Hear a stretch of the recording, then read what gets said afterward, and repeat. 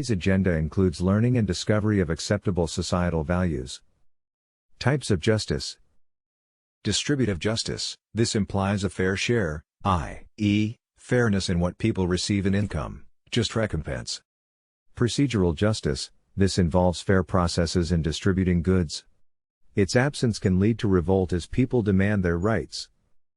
Restoration justice, otherwise known as restitution. It aims to satisfy someone wronged by offering a sincere apology or making amends for the injustice done. Retributive justice. This is revenge, sought when someone wrongs another, with the aim of inflicting the same pain they've caused. Importance of justice. It promotes peace in society.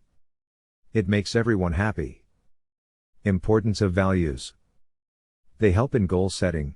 Goals are functions of our moral principles, and someone with good values will set goals that align with those principles.